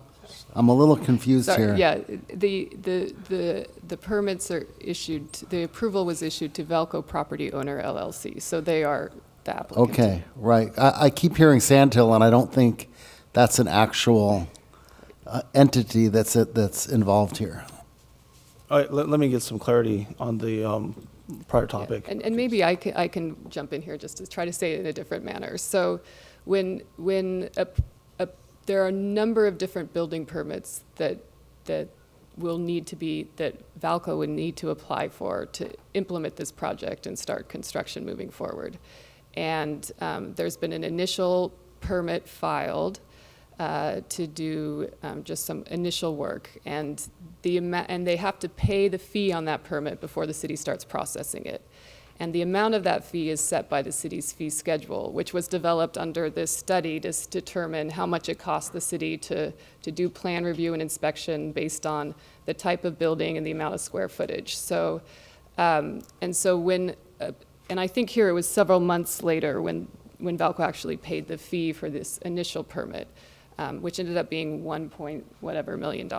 And so then that will go to the city, and the money to pay the contractors will go out of that fee. And there will be a number of subsequent building permits as the project moves forward. And so we don't know if they're going to submit one permit for a large chunk of buildings or divide it up into a number. I think we're good there. But the fee will be based on the square footage in that permit, and then the city will use that money to pay the plan reviewers. So there's no city money being spent up front. It's all Vallco money when it comes in gets put to the plan review. Okay, great. That's good information. And I'm sorry, and the estimate is just your building officials' best guess at this point of like how many, based on the approved square footage in the project, sort of how many plans are likely to come in and how, what the I would fee just stop calculate. where you stopped Sure. before.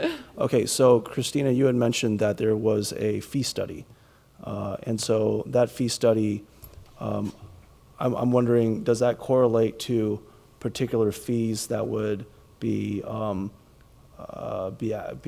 applied to particular applications and permits that the developer will be applying for during the process of building?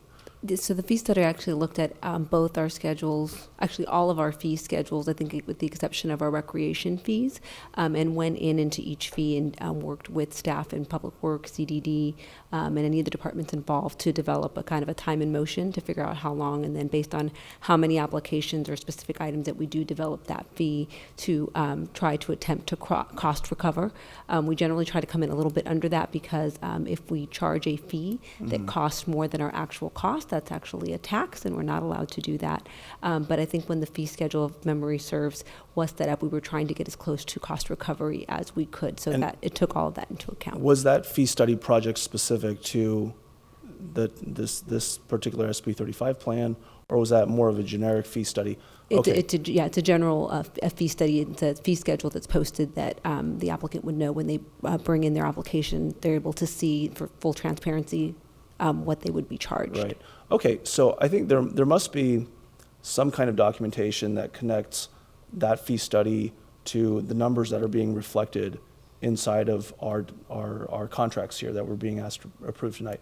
So I would just request that, because I think that's probably the closest that we can come to some clarity to the public with regard to what should we anticipate with regard to the various fees that will be charged over the course of the building here. And so I think that will give us a really good sense of the breakdown of these numbers. And I think that understanding is very clear. Yes, of course, the applicant is paying for this, and this is essentially passed through.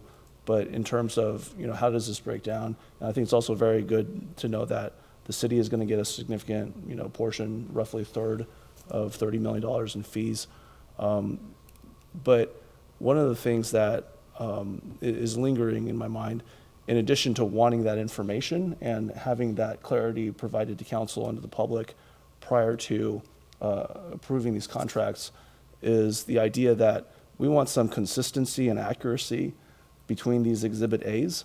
So the various Exhibit A's, I think they all approach the description of the project from a different perspective, in a different manner. So interestingly, the most expensive contract, the $13 million one, seems to describe the project in the most high-level kind of manner.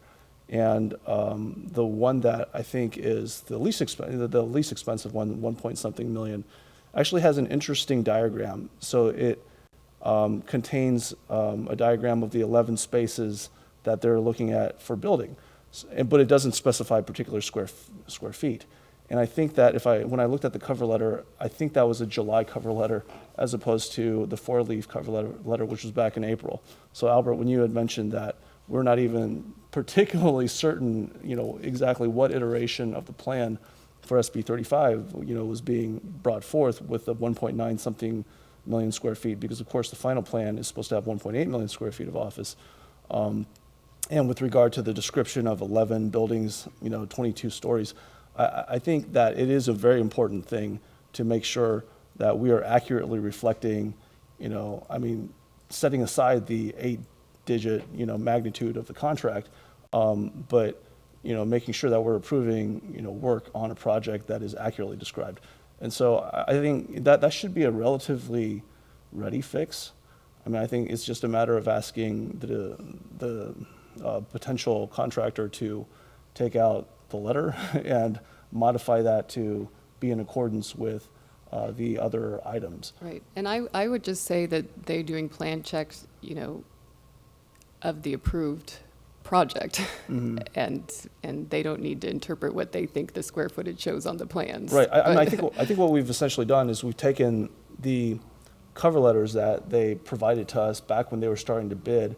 Now, I don't know why that would necessarily deviate from what the SB 35 project is, because when I think about it, it was actually somewhere between April and July of 2019, and that project should have been fixed by that point.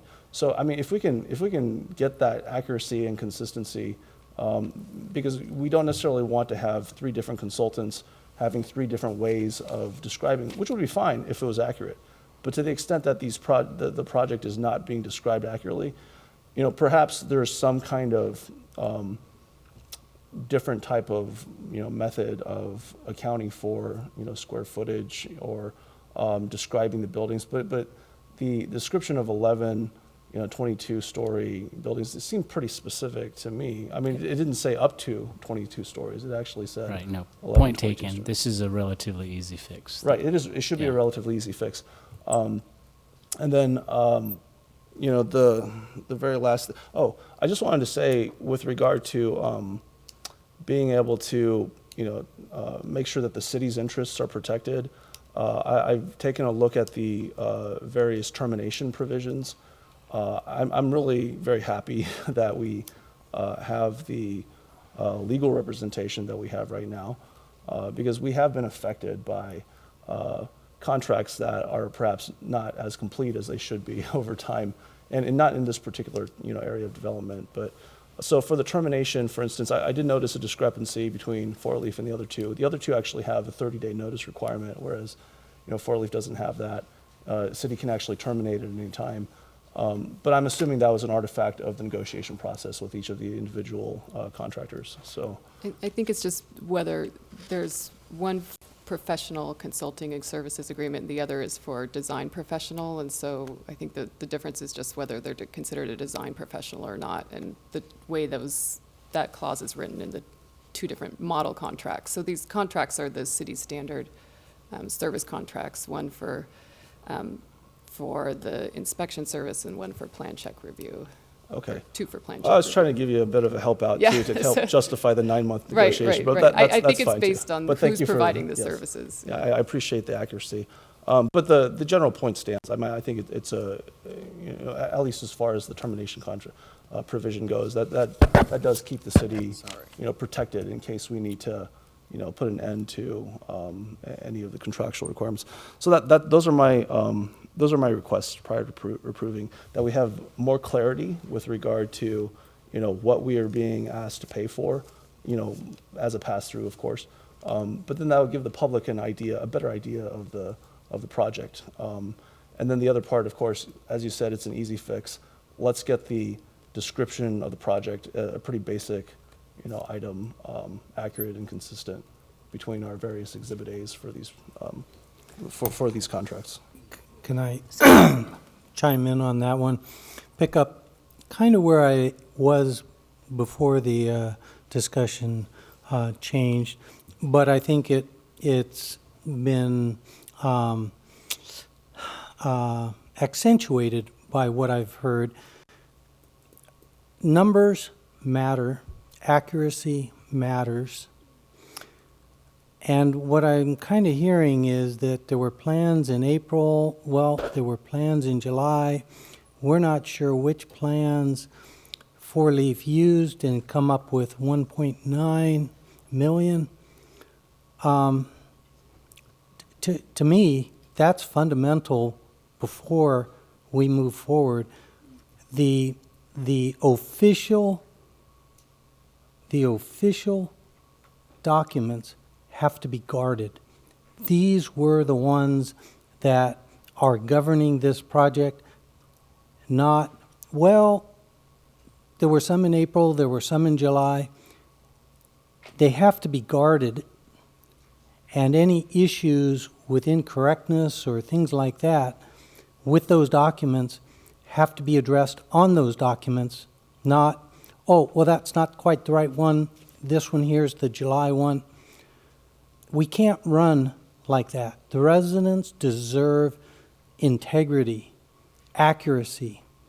And so if the developer is seeing 1.9 million, then I think there needs to be a check done to make sure that the correct documents were the ones that were used, and somehow those documents locked down. And if it truly did represent 1.9 million, that's a different issue that needs to be addressed. But the residents deserve that. We shouldn't be rushing through and just letting the community get what it gets. So I'm bothered. I think staff does a lot of work, but in this instance, we need accuracy. We need to be very careful. We need to make sure every I is dotted, every T is crossed, and there's not going to be confusion next month, 6 months from now, or at any other time. And I think, and there is no confusion about the approved plans for the Vallco SB 35 project. That's locked in. It's up on the webpage. As building permit, as plans for the buildings portion of the project are submitted, that is what these contracts will be doing, is to make sure that the plan, the more detailed plans that are submitted conforms to the approved project plans. And so that is exactly what the process that we will be going through is about. And I believe what your building official was referring to as different versions of the plans was the different versions of the more specific plans that Vallco had submitted to the city to date. And so, you know, maybe the consultants were looking at those and interpreting how many square feet, but their job once they are hired is to look at the plans and make sure they conform to the approved project that's set in stone. Can I summarize then what I'm hearing? So we're bringing this back after making corrections, and we're bringing it back at the next meeting? I have more points that I haven't mentioned. So, okay. So first I want to clarify, everything we are doing here applies to all future contracts that for any project that require consultant services, right? We are not just targeting one particular project being tough. We are just trying to tighten our model contract that's going to apply for all future projects. And so, like you mentioned that there will be meeting minutes, and all the communications will CC the city staff, so that all communication will be on the city record, but that's not included in the agreement. Let's put that in the agreement so that it won't disappear for the next project, so that this would apply for every contract that the city signs. And so can we do that? And then another thing that I mentioned to Heather earlier is I compared this agreement with the 2014 agreement that the city had at the time for Apple project to try to understand. One thing I noticed that we had in the 2014 agreement that's not in here is there was a clause that in case there is any discrepancy in the receipt or the accounting, and then the city have to order an audit of the accounting, the consultant would be responsible for the audit, the cost of the audit. That's Can we add that? I can put that language up too. That clause is actually in the design professional agreements that we have. It's just not in our professional consulting agreements, so we would only need to add it to one of the agreements. I can put it up here.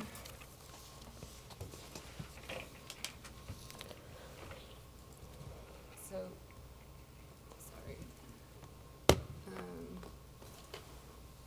This is actually the records section.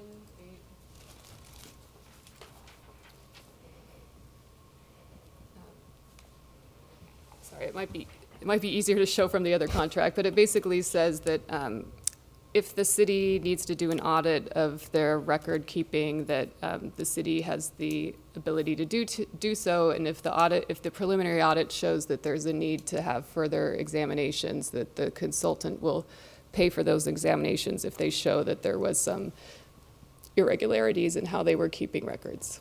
And so we would just be including the clause that is in the design consultant Great. clause and the professional consultant clause. Great, thank you. It's just more incentive for them to keep good records, right? And, sorry, another difference between the 2014 and 2019 agreements is in the 2014 agreement, we require them to give us a list of names and resumes of all consultants working on the project. And if they need to use subcontractors, we need the names and resumes of everyone working on the project. As I understand, so Heather mentioned that we cannot require that now, but she has an alternative proposal. Right, and this is just a clarification of 4.2 about invoices, which I understand is the city's practice anyway, but. The reason I request that is because if it were city staff, we know everyone on staff. Their salary is all public records. But in a consultant company, we don't know who are working on our project. And So I confirmed with your building official that invoices do list the people working on the projects and that the plan reviewers are identified in their comments, but just to make sure it's in the agreement, then this language would cover that the invoices have to show the individuals who are performing the work as well. So we would just have that standard practice in the agreement. But we won't have resumes as we had in 2014. But I think the current agreement still have the language that they will need approval from the city to hire any subcontractors, right? And we don't have that any longer. Oh, to hire subcontractors, yes. Yeah, just not right. names. Yeah. They need approval to hire subcontractors. They are just not required to submit the names of personnel. Okay. I just wanted to state for the record that I support and I thank Councilmember Chow for doing the work, that the language that she and the city attorney have come up with, modifying the contracts. And I think we could probably use the time as well to modify the contracts in print in typed out form. So, Mayor Scharf, I would request that we. Can I ask one last question? Okay. I would request that, once the, final comments are made, I guess, that we direct staff to move in accordance to move in accordance with our direction and requests, and bring it back at the next available meeting when the materials can be prepared. So. Right, yeah, I would agree to postpone this to the next, or continue it to the next meeting, as I would also feel uncomfortable about voting for it in the present state. Mm-hmm. Yeah, we'll make the Exhibits A consistent and reflect the approved project. Okay, And one one final question was brought in response to the question brought up by Kitty about, I think it was Kitty, the inspection for the rooftop park.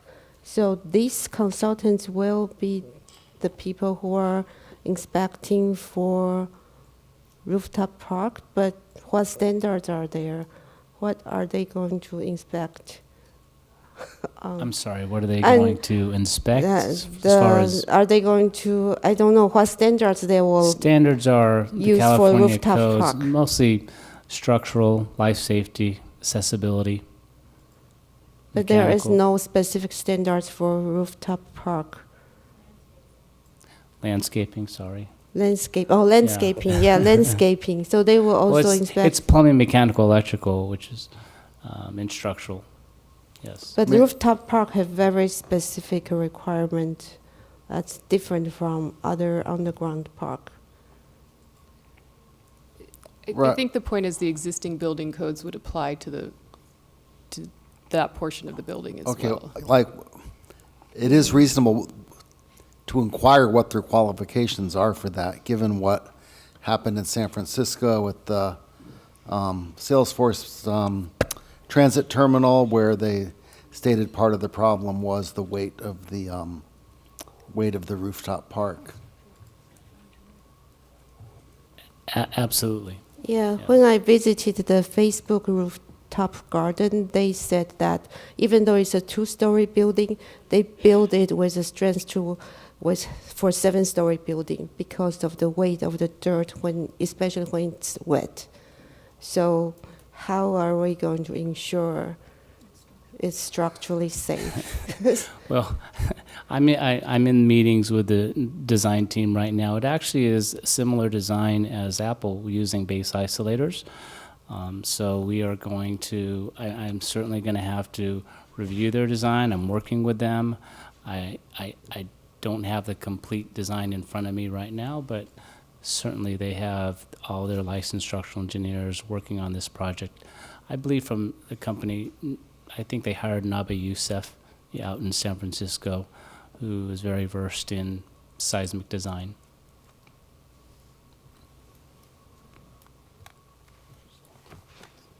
Okay, so I think we're done. Do I need a motion to postpone this, or? No. Okay, great. Wow, okay, so it is, what time is it? It's 9 o'clock. We've been going for 2 hours, 15 minutes, so why don't we take 5 minutes before we move on to item 9?